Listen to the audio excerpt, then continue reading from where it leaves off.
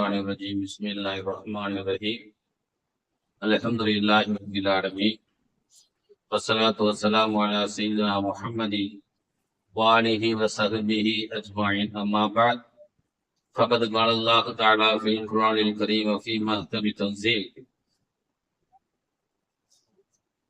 إن الله يأمركم أن تؤدوا الأمانات إلى أهلها وإذا حكمتم بين الناس أن تحكموا بالعدل إن الله نعم ما يعظكم به إن الله كان سميعا بصيرا.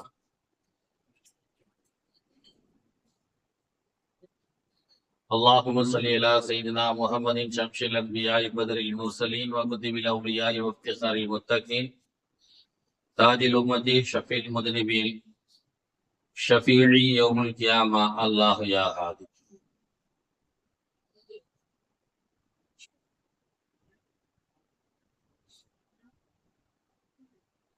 புகழனைத்தும் அல்லாஹ்வுக்கே உரித்தானது. கண்மணி நாயகம் ரசூலுல்லாஹி ஸல்லல்லாஹு அலைஹி வஸல்லம் அவர்கள் மீதும் அவர்களுடைய குடும்பத்தார்கள் சஹாபாக்கள் இமாம்கள் தாபீன்கள் வலிமார்கள் மற்றும் இங்கே வருகை தந்திருக்கக்கூடிய நம் அனைவர் மீதும் அல்லாஹ்வின் புறத்திலிருந்து சாந்தியும் சமாதானமும் என்றென்றும் உண்டாகுமாக. எல்லாம் அல்லாஹ் ஜல்ல ஷானஹு வ தஆலா இன்றைய நாளில் தன் புறத்திலிருந்து இறங்கி கொண்டிருக்கக்கூடிய எல்லா வகையான பாக்கியங்களையும் நம் அனைவரும் தந்தருவானாக. எல்லாம் அல்லாஹ் ஜல்ல ஷானஹு வ தஆலா இன்றைய நாளில் தன் புறத்திலிருந்து இறங்கி கொண்டிருக்கக்கூடிய துர்பாக்கியங்கள் அனைத்திலிருந்தும் நம்மை நம்முடைய குடும்பத்தினரையும் பாதுகாத்தருள்வானாக. வாழும் காலம் வரை லா இலாஹ இல்லல்லாஹ் முஹம்மது ரசூலுல்லாஹ் என்ற கலிமாவை மொழிந்து அதன் அடிப்படையிலே வாழ்ந்து அதை சொல்லிய மரணிக்கின்ற பாக்கியத்தையும் அல்லாஹ் நம் அனைவருக்கும் தந்தருவானாக. மீண்டும் மீண்டும் ஹஜ் உம்ரா செய்யக்கூடிய நசீபை அல்லாஹ் நம் அனைவருக்கும் தந்தருவானாக. மீண்டும் மீண்டும் பைத்துல் முகத்தஸை ஜியாரத் செய்கின்ற பாக்கியத்தையும் அல்லாஹ் நம் அனைவருக்கும் தந்தருவானாக. எதிர் வருகின்ற மழை காலத்தில் நல்ல மழைகளை தந்து தமிழ்நாடு மற்றும் இந்தியா முழுவதும் நல்ல விவசாயிகள் செழித்தோங்குவதற்கு அல்லாஹ் அருள்மழை கூடி செய்வானாக. கணியத்திற்கும் பெரும் மதிப்பிற்கும் உரிய அல்லாஹ்வின் நல்லடியார்கள்,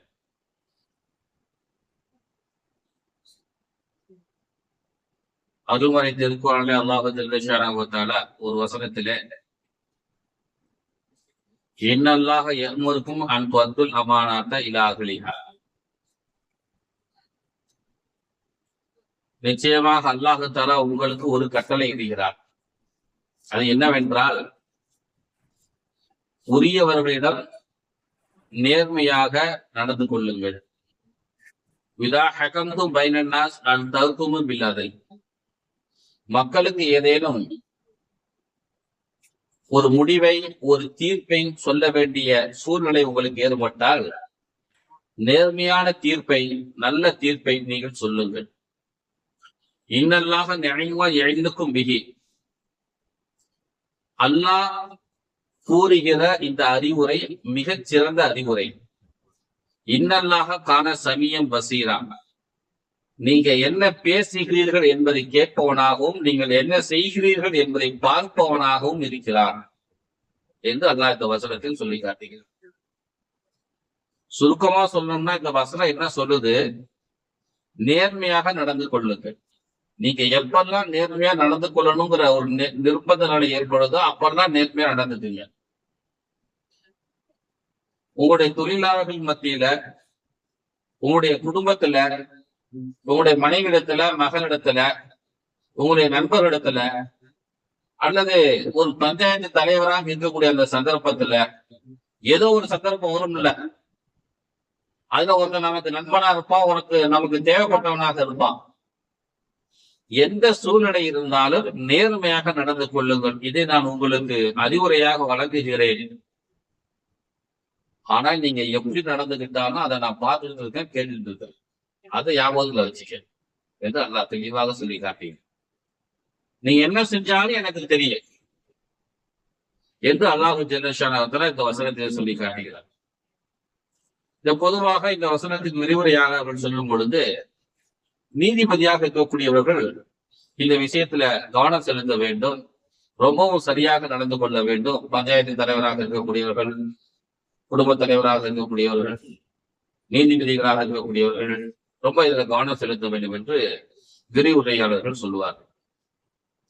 அன்பார்ந்த அல்லாஹ்வின் நல்லடியார்களே, 1893 இங்கிலாந்துல சமீபத்தில் நமக்கு ஒரு 5-6 வருஷத்துக்கு முன்னால கொரோனா நோய் வந்துச்சு இல்லையா?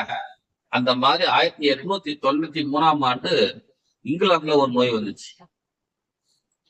அந்த நோய் மக்கள் முழுவதும் பரவி ஒரு மிகப்பெரிய பிரச்சனையை, மரணத்தை ஏற்படுத்தி கொண்டிருந்தது. அது இதே போலதான் சளி, ஜுரம், அதுக்கப்புறம் மருந்து. இந்த மாதிரி ஒரு பெரிய ஒரு நோய், இன்ஃபுளுன்சா ஃப்ளூ அப்படின்னு அந்த நோய்க்கு அந்த பேரு. இந்த நோய் ரொம்ப தீவிரத்தை ஏற்படுத்தி மக்கள் இறந்து கொண்டிருக்கும் பொழுது, அந்த நோயினால் மக்கள் பாதித்து கொண்டிருக்கும் பொழுது, பத்திரிகையில ஒரு விளம்பரம் வருது. கார்போனிக் ஸ்மோக் பால் கம்பெனி என்கிற ஒரு நிறுவனம், அது ஒரு கருவியை விற்பனை செய்யும். என்ன கருவின்னா, நம்ம பழைய காலத்து பஸ்ல, லாரியில சைடுல ஒரு பாம்பு ஒண்ணு வச்சிருப்பாங்க, பாம்பு ஹாரர். அந்த மாதிரி ஒரு பால். அந்த பாலினுடைய நுனியிலிருந்து ஒரு டியூப், அந்த டியூபினுடைய ஒரு முனைய மூக்குல சொருகிக்கிட்டு அதுக்குள்ள கொஞ்சம் மருந்தை போட்டுட்டு அமுக்கணும்னா மூக்குல ஏறிடும். அது மூக்கு வழியாக அந்த மருந்து உள்ளுக்கு போனா அந்த நோய் எதிர்ப்பு சக்தி அந்த மருந்து கொடுக்கும். அது இப்படி மட்டும்தான் அந்த மருந்தை செலுத்தணும்.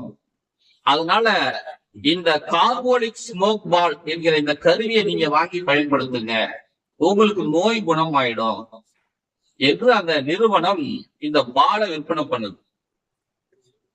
அந்த பாலை விற்பனை பண்ணி உங்கள யாருக்கும் நோய் குணமாகவில்லை என்றாலோ, அல்லது இந்த நோயினால் யாராவது இறந்து விட்டாலோ, இந்த பாலை வாங்கினதுக்கு என்ன காசோ அதை விட அதிகமாக நாங்கள் $100 உங்களுக்கு திருப்பி கொடுத்துருவோம். இதுக்காக வேண்டி அலைன்ஸ் என்கிற ஒரு பேங்க்ல நாங்க $1000 இருப்பு வச்சிருக்கிறோம் என்றெல்லாம் சொல்லி ஒரு விளம்பரப்படுத்துறாங்க. இப்ப ஊர்ல இருக்கக்கூடிய எல்லாருமே பயத்துல இருக்கிறான், சாவு பயத்துல, மரண பயத்துல இருக்கிறாங்க. சரி, இந்த கருவியை வாங்கி பயன்படுத்துவோம் சொல்லி ஊரையே வாங்கி பயன்படுத்துது. பயன்படுத்தி பார்த்தா சாகரம் செத்துக்கிட்டு தான் இருக்கிறான், ஓரமும் போயிட்டு தான் இருக்கிறான். கம்பெனிக்கு என்னன்னா, செத்தவன் எவனும் கேஸ் போட போறது இல்லை. அதான் செத்த போயிடுறானே, அவன் எப்படி கேஸ் போட போறான்? அதனால நமக்கு ஒண்ணும் பிரச்சனை இருக்காதுன்னு அவங்க நினைச்சுக்கிட்டாங்க. இதுல லூயிசா கார்லின் என்கிற ஒரு பெண்மணி நீதிமன்றத்துல வழக்கு தொடுக்கிறார். என்ன வழக்கு தொடுக்கிறா? இந்த மிஷினை நான் பயன்படுத்தல, எனக்கு எந்த விதமான மாற்றத்தையும் ஏற்படுத்தல, அதனால நான் கொடுத்த காசையும் இவங்க வாக்களித்த $100 எனக்கு திருப்பி கொடுக்க வேண்டும் என்று இந்த பெண்மணி அந்த ஊர்ல இருந்த நீதிமன்றத்துல வழக்கு தொடுக்கிறார். அப்ப நீதிபதிகள் விசாரிக்கிறாங்க. அந்த கார்போஹாலி கம்பெனிக்காரனும் ஒரு நீதிபதியை, ஒரு வழக்கறிஞரை வச்சிருக்கிறான். இந்த அம்மாவும் ஒரு வழக்கறிஞரை வச்சிருக்கிறார். விசாரணையில என்ன முடிவாகுது? விசாரணையில அந்த கம்பெனிக்காரன் என்ன சொல்றான், எங்களுக்கு இந்த மிஷினை விற்கணுங்கிறதுக்காக வேண்டி, இந்த மக்களுக்கு நம்பிக்கை வர வேண்டும் என்பதற்காக வேண்டி அலையன்ஸ் பேங்க்ல நாங்க $1000 இருப்பு வச்சிருக்கிறோம், உங்களுக்கு நாங்க திருப்பி கொடுப்போம் என்கிற வாக்குறுதியை நாங்க கொடுத்தோம். ஆனா உண்மையிலுமே நாங்க அப்படிலாம் ஒண்ணும் வைக்கல, அலையன்ஸ் பேங்க்ல இருப்பெல்லாம் வைக்கல. அதே நேரத்துல நாங்க திரும்பி கொடுக்கணும் என்கிற நம்பிக்கை எண்ணமும் எங்களுக்கு இல்லை. உங்களுக்கு நம்பிக்கை வர வேண்டும் என்பதற்காக வேண்டிதான் நாங்க செஞ்சோம். அதனால நாங்க இந்த காசை கொடுக்க முடியாது. ஒரு விளம்பரத்தை வேகப்படுத்தணும், மக்கள் மத்தியில ஒரு நம்பிக்கையை உருவாக்கணும், இந்த மிஷினை விற்கணும் என்பதற்காக வேண்டிதான் நாங்க இந்த விளம்பரத்தை செஞ்சோம் என்று ஓப்பனா அவங்க டிக்ளேர் பண்றாங்க. அப்ப எதிர்த்தரப்பு வைக்கிற என்ன சொன்னாரு, நீ இந்த மிஷினை விற்கிறதுக்கு தான் செய்யற, மக்கள் இடத்துல நம்பிக்கை வரணுங்கிறதுக்காக வேண்டிதான் செய்யற, நீ பேங்க்ல பணம் போட்டு வைக்கல என்பதெல்லாம் ஜனங்களுக்கு தெரியாது. நீ பத்திரிகையில என்ன விளம்பரம் கொடுத்த, நாங்க பணம் போட்டு வச்சிருக்கிறோம், திரும்பி கொடுப்போம் என்கிற இந்த உத்தரவாதத்தை தான் நம்பி ஜனங்க இந்த மிஷின் வாங்கினாங்க. அதனால மக்களுடைய நம்பிக்கையின் அடிப்படையில நீங்க அந்த $100 திருப்பி கொடுக்கணும் என்று எதிர்த்தரப்பு வக்கீல் சொன்னதுமே சரிதான் என்று சொல்லி நீதிபதி தீர்ப்பு வழங்கியிருக்கார். தீர்ப்பு வழங்கின பிறகு அந்த லூயிசா கார்னியர் என்கிற பெண்மணிக்கு $100 திருப்பி கொடுக்கப்பட்டது. இது நீதிமன்றத்தினுடைய தீர்ப்பு. இதுல நீங்க கவனிக்கணும், என்ன கேள்வி கேட்டாங்க? இந்த மிஷின் ஒர்க் ஆகலனாக்க $100 தரோம், எனக்கு மிஷின் ஒர்க் ஆகல $100 கொடுங்க. இதுதான் கேள்வி பதில். கொடுக்கப்பட்டுருச்சு, வாங்கப்பட்டுருச்சு. நம்மளுடைய இந்திய நாட்டினுடைய பிரதமர், நான் அடுத்து பிரதமர் ஆனால் உங்களுக்கு 15 லட்சம் ரூபாய் ஒவ்வொரு அக்கௌண்ட்லயும் போடுவேன், நீ 15 வருஷம் ஓடிட்டு இருக்கு, இன்னும் நமக்கு வந்த பாடுங்க. தமிழ்நாட்டினுடைய கவர்மெண்ட் சமீபத்தில் 4 மாசத்துக்கு முன்னாடி என்ன சொன்னாங்க? ஒரு குடும்பத்துக்கு 6 சிலிண்டர் தருவோம், வந்த பாடு இல்லை. மாதம் 2500 ரூபாய் தருவோம், வந்த பாடு இல்லை. ஒவ்வொரு வேலையில்லா பட்டதாரிக்கும் மாசம் 4000 ரூபாய் கொடுப்போம். இந்த சமீபத்தில் வெளியிட்ட இந்த அறிக்கைகளில் கூட வெளியிடப்படவில்லை. அதுக்கு உண்டான ஆதரவான கருத்துக்கள் வெளியிடப்படவில்லை என்று நீங்கள் பார்த்திருப்பீர்கள். ஆகவே அன்பார்ந்த அல்லாஹ்வின் நல்லடியார்களே, ஒரு நீதிமன்றத்தினுடைய தீர்ப்பு எப்படி இருக்க வேண்டும் அப்படின்னா, கேட்ட கேள்விக்கு அவங்க பதில் தரணும். அதான் தீர்ப்பு. நம்ம தமிழ்நாட்டுல 2015 2023 நாராயணன் என்கிற ஒருத்தர் முஸ்லீம் ஆகிறார். நாராயணன் என்கிற ஒருத்தர் முஸ்லீம் ஆகிறார். அவர் தனக்கு சபீர் அகமது என்று பெயர் மாற்றிக்கொண்டார். மாற்றிக்கொண்டு வருவாய்த்துறை அலுவலகத்துல போய் எனக்கு முஸ்லீம் லெப்பை என்று சர்டிபிகேட் கொடுங்கன்னு கேட்கிறார். அப்ப அங்க இருக்கக்கூடிய அதிகாரிகள் என்ன சொல்றாங்க? தம்பி, நீ இப்பதான் முஸ்லீம் இஸ்லாத்துக்கு வந்திருக்கிற, அதனால உனக்கு நானு சர்டிபிகேட் கொடுக்க முடியாது. பாரம்பரியமா முஸ்லீமாக இருக்கக்கூடியவர்களுக்கு தான் நாங்க முஸ்லீம் லெப்பை என்று நாங்கள் சர்டிபிகேட் கொடுப்போம் என்று அவர்கள் சொல்லிவிட்டார். உடனே இவர் இந்த நாராயணன் என்கிற சபீர் அகமது என்ன செய்கிறார்? நீதிமன்றத்துக்கு வழக்கு கொடுக்கிறார். மதுரை கிளையில் வழக்கு தொடர்ந்து அவர் என்ன கேட்கிறார்? எனக்கு முஸ்லீம் லெப்பை என்று சர்டிபிகேட் கொடுக்க சொல்லுங்க. ஏன்னா கொடுக்கலாம் என்று 2024 9ஆம் தேதி 3வது மாசம் தமிழ்நாடு அரசு ஒரு அரசாணை வெளியிட்டு இருக்கிறது. எந்த சாதியிலிருந்து இஸ்லாத்துக்கு வந்தாலும் அவர்களுக்கு முஸ்லிம் லெப்பை என்று சர்டிபிகேட் வழங்கலாம். அது மட்டும் இல்லாம முஸ்லிம்களுக்குன்னு இருக்கக்கூடிய 3.5% வேலை வாய்ப்பு, அந்த வேலை வாய்ப்புகளிலிருந்தும் அவர்களுக்கு வேலை வாய்ப்பை கொடுக்கலாம். தகுதியானவர்களாக இருந்தா, பரீட்சை எழுதி பாஸ் ஆகிட்டா வேலை கொடுக்கலாம் என்று தமிழ்நாடு கவர்மெண்ட் ஒரு அரசாணை பிறப்பித்திருக்கிறது. அதன் அடிப்படையில் எனக்கு முஸ்லிம் லெப்பை என்று சர்டிபிகேட் கொடுங்கள் என்று நீதிமன்றத்தில் ஒரு வழக்கு தொடுக்கிறார். அதை 2 பேர் கொண்ட ஜட்ஜி விசாரிக்கிறாங்க. GR சுவாமிநாதன், PP பாலாஜி அப்படின்னு சொல்லி 2 பேர் விசாரிக்கிறாங்க. அந்த விசாரணையில PP பாலாஜி என்கிறவர் அன்னைக்கு நீதிமன்றத்துக்கு லீவ் போட்டார், வரல. GR சுவாமிநாதன் மட்டும் அந்த வழக்கை விசாரிச்சு தீர்ப்பு எப்படி கொடுக்கிறார்னா, நீங்க நாராயணனை வந்து முஸ்லீமானதை நாங்க ஏத்துக்கிறோம், மனப்பூர்வமா ஏத்துக்கிறோம்.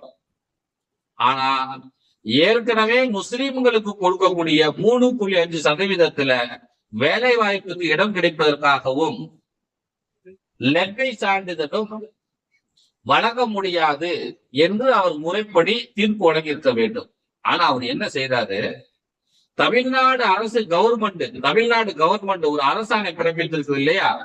எந்த சாதியிலிருந்து முஸ்லீமாக ஆனாலும் அவருக்கு நீங்கள் வேலை வாய்ப்புகளில் இடம் கொடுக்கலாம், முஸ்லீம் லெப்பை என்று சான்றிதழ் வழங்கலாம் என்று ஒரு அரசாணை பிறப்பித்தது இல்லையா?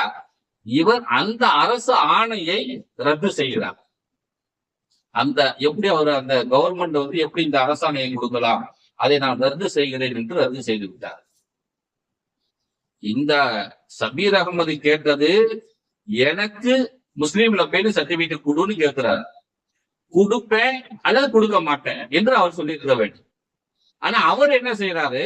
இப்படி இருக்கக்கூடிய ஒரு ஆணையவே, கவர்மெண்ட் பிறப்பித்த ஒரு உத்தரவையே மொத்தமாக ரத்து செய்து விட்டார். இப்ப இது என்ன ஆகுதுன்னா, இஸ்லாத்துக்குள்ள ஒருத்தன் வந்துட்டான்னா அவனுக்கு 3.5% இடஒதுக்கீட்டில் வேலை வாய்ப்புகள் கிடைக்காது என்கிற எண்ணத்தை இந்த சுவாமிநாதன் என்ற நீதிபதி உருவாக்கி விட்டார். இஸ்லாத்துக்கு வரக்கூடியவர்களுடைய எண்ணிக்கை இதன் காரணமாக குறையும், யாரும் முஸ்லீமாக மாட்டாங்க என்று அவர் நினைக்கிறார். அதை நினைச்சுதான் இப்படி ஒரு தீர்ப்பை வழங்கி இருக்கிறார் என்று நான் பார்க்க முடியும். இஸ்லாத்துக்குள்ள சாதியே கிடையாது, இஸ்லாத்துக்குள்ள சாதியே கிடையாது, பிரிவினைகளே கிடையாது. மொழி வாரியாக இருப்பாங்க, இவங்க உருது முஸ்லீமு, இவங்க மலையாளி முஸ்லீமு, இவங்க தமிழ் முஸ்லீம்னு இருப்பாங்க. ஆனா இஸ்லாத்துக்குள்ள சாதிகள் கிடையாது, பரம்பரைகள் இருக்கும். இவர் சையது வம்சம், இவர் லப்ப வம்சம், இவர் ராவுத்தரு, இவர் மரைக்காயரு என்று அவங்க தொழிலை வச்சு அவங்களுக்கு சில பேர்கள் இருக்கும். ஆனா இஸ்லாத்துக்குள்ள பிரிவினையே கிடையாது. ஆனா இந்த நீதிபதி என்ன செஞ்சிட்டாரு, சட்ட ரீதியா 2 பிரிவினையை உருவாக்கிட்டார்.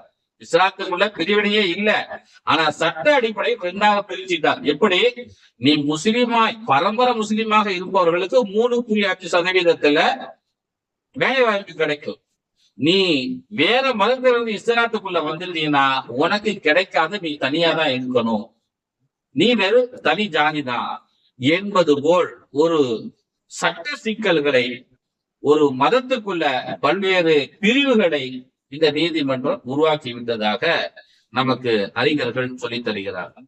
ஆகவே அன்பார்ந்த அல்லாஹ்வின் நல்லடியார்களே, ஒரு இடத்துல ஒரு தீர்ப்புங்கிறது, பொதுவா நீதிமன்றங்களுடைய தீர்ப்பும் குடும்பத்துல நம்ம சொல்லக்கூடிய ஒரு முடிவும் இன்னொரு பிரச்சனைக்கு வழிவகுக்க கூடாது, அது முற்றுப்புள்ளியா இருக்கணும். ஆனா இந்த நீதிமன்றத்தினுடைய தீர்ப்பு இன்னொரு பிரச்சனைக்கு தொடர்ச்சியாக இருக்கிறது. ஆகவே அன்பார்ந்த அல்லாஹ்வின் நல்லடியார்களே, நபிகள் நாயகம் ரசூலுல்லாஹி ஸல்லல்லாஹு அலைஹி வஸல்லம் அவர்கள் சொல்லக்கூடிய ஒரு ஹதீஸ் முஸ்லிம் ஷரீஃப்ல பதிவு செய்யப்பட்டிருக்கிறது. இந்த ஹதீஸ் அப்துல்லா இப்னு அம்ர் இப்னு ஆஸ் ரலியல்லாஹு தஆலா அவர்கள் அறிவிக்கிறார்கள். இன்னல் முக்ஸிதீன இந்தல்லாஹி அலா மனாபிரி மின் நூரின் அன் யமீனி ரஹ்மான் யஸவஸல், மிக நேர்மையாக தீர்ப்பு வழங்கக்கூடியவர்கள் அல்லாஹ்விடத்தில் ஒளியாலான மேடையில் அமர்ந்திருப்பார்கள். பிரகாசமான ஒரு மேடையில உட்கார்ந்து இருப்பாங்க. அவங்க அன் யமீனி ரஹ்மான் யஸவஸல், அல்லாஹ்வினுடைய வலது பக்கமாக, வலது கரம் பக்கமாக உட்கார்ந்து இருப்பார்கள். கில்தா எதைஹி யமீனுன், அப்படின்னா அல்லாஹ்வுக்கு இடது கை இருக்குன்னு நினைச்சிடாதீங்க, அல்லாஹ்வுக்கு 2 கை இருக்குது, 2 கையுமே வலது கை தான். அல்லாஹ்வுக்கு 2 கை இருக்குது. கில்தா எதைஹி யமீனுன், அல்லாஹ்வுக்கு 2 கரங்கள் இருக்கின்றன, அந்த 2 கரங்களுமே வலக்கரம் தான். அல்லதீன யஅதிலூன ஃபீ ஹுக்மிஹிம், சிலர் தமக்கு வழங்கப்படக்கூடிய சந்தர்ப்பங்களில் தீர்ப்புகளை நேர்மையாக வழங்குகிறார்கள். வஅஹ்லீஹிம், தன்னுடைய குடும்பங்களில் நேர்மையாக நடந்து கொள்கிறார்கள். வமா வல்லு, எதையெல்லாம் அவர்களுக்கு ஒப்படைக்கப்படுகிறதோ அவற்றிலெல்லாம் மிக நேர்மையாக அவர்கள் நடந்து கொள்கிறார்கள் என்பதாக அல்லாஹு ஜல்லஷானஹு நபிகள் நாயகம் ரசூலுல்லாஹி ஸல்லல்லாஹு அலைஹி வஸல்லம் அவர்கள் சொல்வதாக இந்த ஹதீஸ் முஸ்லிம் ஷரீஃப்ல பதிவு செய்யப்பட்டிருக்கிறது. அந்த ஹதீஸில் சுருக்கமா என்ன சொல்லுது, யார் நேர்மையா நடந்து கொள்கிறார்களோ அவர்கள் அல்லாஹுவுக்கு வலது பக்கத்துல ஒளியாலான மேடையில அமர்த்தப்படுவார்கள்.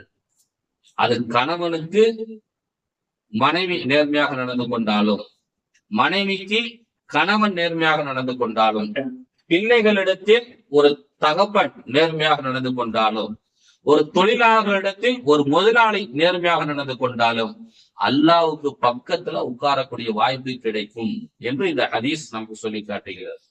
ஆகவே அன்பார்ந்த அல்லாஹ்வின் நல்லடியார்களே, நீதியாகவும் நேர்மையாகவும் நடந்து கொள்ள வேண்டும் என்பதுதான் நம்ம எல்லாருக்கும் சொல்லப்பட்டிருக்கக்கூடிய ஒரு உத்தரவு. நம்ம எல்லாருக்கும் தெரியும், பாபர் மஸ்ஜிதினுடைய தீர்ப்பு எப்படி வந்துச்சு நமக்கு எல்லாருக்கும் தெரியும். 1528 பாபர் அந்த பள்ளிவாசல கட்டினார். அந்த நிலப்பரப்பை அவர் வெற்றி கொண்ட பிறகு மீர் பாக்கி என்கிற தளபதி தான் அந்த பள்ளிவாசலை கட்டினார். இந்த பள்ளிவாசலை கட்டி முடிச்சு இன்னைக்கு 450 வருடங்களுக்கு மேல ஆயிடுச்சு. 1949 திடீர்னு ஒரு நாள் இரவுல பள்ளிவாசலுக்குள்ள யாரோ சென்று ராமர் சிலையை வைத்து விட்டார். அந்த 1949 இன்னைய வரை அது பிரச்சனையாகவே இருந்துச்சு. 1919 முழுமையாக அந்த வழக்குக்கு தீர்ப்பு சொல்லப்பட்டுச்சு. 1919 வரை 69 வருடங்கள் அந்த பள்ளிவாசல் பூட்டப்பட்டு கிடந்துச்சு. பிரச்சனைக்குரிய பள்ளிவாசலாக இருந்துச்சு. 69 வருஷம் நீதிமன்றத்தில் இருந்துச்சு. இதுக்கு இடையில 1992 டிசம்பர் 6ல பள்ளிவாசல் இடிக்கப்பட்டு விட்டது. அதுக்கு பிறகு 27 வருஷம் அந்த பள்ளிவாசலுடைய பிரச்சனை மிக வேகமாக வழக்குகள் விசாரணையில இருந்துச்சு நீதிமன்றத்தில். இந்த கடைசியில தீர்ப்பு வழங்கும் போது 2019 நவம்பர் 9 அன்னைக்கு தீர்ப்பு வழங்கும் போது 5 பேர் கொண்ட நீதிபதிகள் தீர்ப்பு வழங்குகிறார்கள். என்ன தீர்ப்பு வழங்குறாங்க?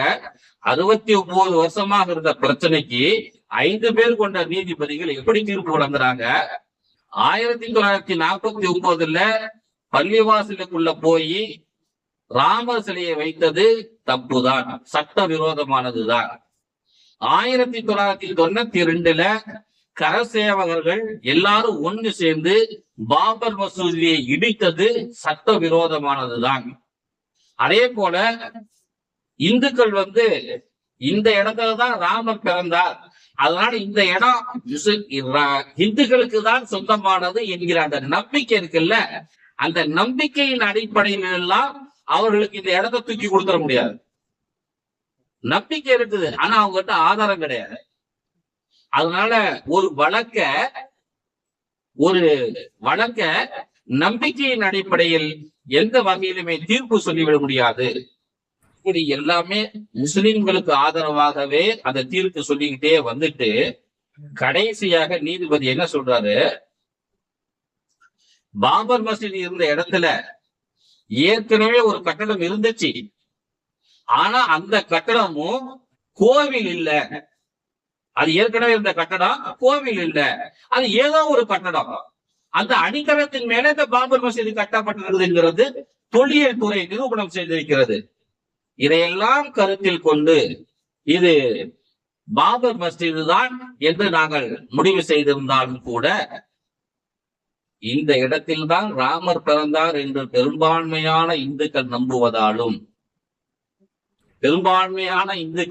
நம்புவதாலும் அந்த நம்பிக்கையை இந்த நீதிமன்றம் ஏற்றுக்கொண்டதாலும் ராம் லல்லா விராஜ்மான் என்கிற ஒரு இயக்கத்துக்கு இந்த 2.77 ஏக்கர் நிலத்தை நாங்கள் வழங்குகிறோம் சொல்லி நீதிமன்றம் தீர்ப்பு கொடுத்துருச்சு.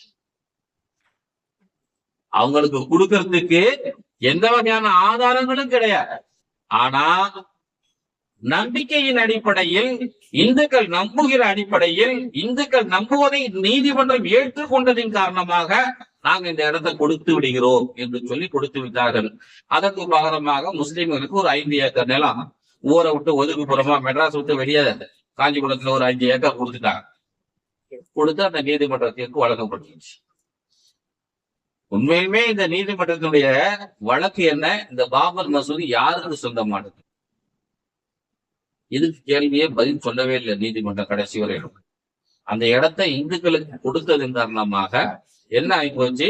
இது இந்துக்களுக்கு சொந்தமானதுதான் என்பது போன்ற ஒரு மாயை உருவாக்கி இன்று இருக்கக்கூடிய பழமையான பல பள்ளிவாசல்களும் இந்த இடத்துலயும் கோவில் இருந்துச்சு, இந்த இடத்துலயும் கோவில் இருந்தது என்று தொடர்ந்து பல பள்ளிவாசல்கள் மீது வழக்கு தொடுத்து கொண்டே இருக்கக்கூடிய அந்த காட்சிகளை எல்லாம் நாம் பார்க்கிறோம்.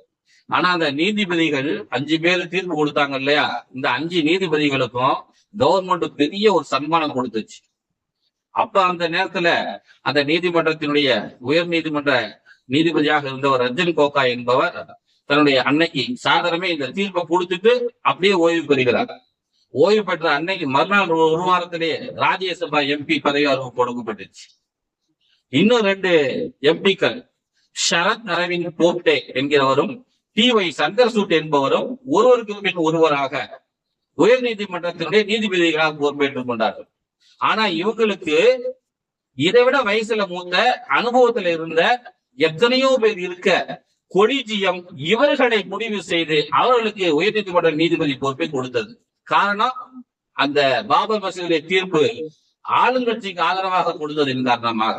அதே போல இன்னொரு நீதிபதி அசோக் பூஷன் என்பவர் NCLAT என்கிற ஒரு அமைப்பினுடைய தலைவராக நியமிக்கப்பட்டார். அப்துல் நசீர் என்கிற ஒரு முஸ்லீமும் அதுல ஒரு நீதிபதியாக இருந்தார். அவர் ஆந்திராவினுடைய ஆளுநராக கவர்னராக நியமிக்கப்பட்டார். ஏதோ ஒரு ஆதாயத்தை எதிர்பார்த்துதான் ஒவ்வொரு நீதிபதிகளும் என்ன செயல்பட்டுக் கொண்டிருக்கிறார்கள். ஆனால் நீங்கள் இது நடந்து கொள்ளாதீர்கள் என்று நபிகள் நாயகம் ரசூலுல்லாஹி ஸல்லல்லாஹு அலைஹி வஸல்லம் அவர்களும் திருக்குர்ஆனும் நமக்கு அழகாக சொல்லி காட்டுகிறது. அதைதான் அல்லாஹ் ஜல்லஷானஹு திருக்குர்ஆன் அழகாக சொல்லுகிறார். இன்னல்லாஹ் யஅமுருக்கும் அன் துஅத்துல் அமானாத இலா அஹ்லிஹா. உரியவர்களிடம் நீங்கள் மிக நேர்மையாக நடந்து கொள்ளுங்கள், அமானிதத்தை ஒப்படைத்து விடுங்கள். வைதா ஹகம்தும் பைனன் நாஸ், மக்கள் மத்தியில நீங்க தீர்ப்பு சொல்ல வேண்டிய சூழ்நிலை ஏற்பட்டால் அந்தஹக்குமு பில்லாஹ், நீங்க நேர்மையாக தீர்ப்பு சொல்லுங்கள். இன்னல்லாஹ் நிஅமா யஅலுக்கும் பிஹி, இதைதான் அல்லாஹ் உங்களுக்கு அறிவுரையாக கூறுகிறார். இன்னல்லாஹ் கான சமியம் பசீரா, நிச்சயமாக அல்லாஹ் நீங்கள் பேசுவதை கேட்பவனாகவும் நீங்கள் செய்பவற்றை பார்ப்பவனாகவும் இருக்கிறான். அதனால் நீங்கள் தவறுதலாக பேசினாலோ, தவறாக தீர்ப்புகளை சொன்னாலோ, தவறாக செயல்பட்டாலோ எல்லாம் எனக்கு தெரியும் என்று இந்த வசனத்தின் வாயிலாக சொல்லி நம்மை அல்லாஹ் ஜல்லஷானஹு தஆலா நேர்மையாக நடந்து கொள்ளும்படி உத்தரவிட்டு இருக்கிறார்.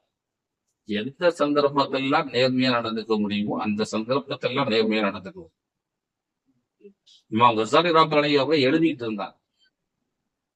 எழுதிக்கிட்டு இருக்கும்போது நடுஜாமத்துல எழுதி கொண்டிருக்கும் போது பேனாவுல மை ஆயிடுச்சு. திரும்ப பேனா கூட்டுக்குள்ள மைய விட்டு பேனா உள்ளுக்கு விட்டு எடுத்து எழுதுறதுக்கு போகும்போது என்ன எழுத நினைச்சாங்களோ அது மறந்து போச்சு. மாறிட்டோம்ல, சிந்தனை மாறிட்டோம்ல, வேற ஒரு வேலைக்கு போயிட்டோம்னா சிந்தனை மாறி போச்சு. இப்ப அவங்க பேனா பேப்பர் மேல பேனா வச்சுட்டு அப்படியே யோசிக்கிறாங்க, என்ன யோசிச்சோம், என்ன எழுதணும்னு யோசிச்சுட்டு இருக்கும் பொழுது திரும்ப யோசனை வந்துருச்சு. எழுதலான்னு சொல்லி பேனாவை பார்க்கும்போது அந்த பேனாவில் இருக்கக்கூடிய மையை ஒரு ஈ குடித்து கொண்டிருக்கிறது. ஈ குடிச்சுக்கிட்டு இருக்குது மைய. அதை பார்த்துட்டு சரி குடிச்சு முடிக்கிட்டோம், அதுக்கப்புறமா நம்ம எழுதுவோம், நமக்கு என்ன அவசரம் என்று அவர்கள் விட்டு விட்டார்கள். அந்த மையை அந்த ஈ குடித்த பிறகு அதுக்கப்புறமா அவங்க எழுதுறாங்க. இவங்க இறந்து போயிட்டாங்க. ஒருத்தர் கனவுல காணிக்கிறார் இவருடைய மாணவர் இமாம் கஸாலி ரஹ்மத்துல்லாஹி அலைஹி அவர்களே, நீங்க ஒரு 1000க்கும் மேற்பட்ட இஸ்லாமிய நூல்களை எழுதியிருக்கிறீங்க, ஒரு மிகப்பெரிய நல்ல மனிதர், பல ஹஜ் உம்ராக்கள் எல்லாம் செஞ்சிருக்கீங்க, ரொம்ப நேர்மையான மனுஷன், உங்களுக்கு ஆயிரக்கணக்கான லட்சக்கணக்கான மாணவர்கள் இருக்கிறாங்க, உங்களுக்காக துவா செஞ்சுட்டு இருக்காங்க. அல்லாஹ் தஆலா உங்களின் அமல்களில் எதன் காரணமாக உங்களுக்கு சொர்க்கத்தை கொடுத்தான்?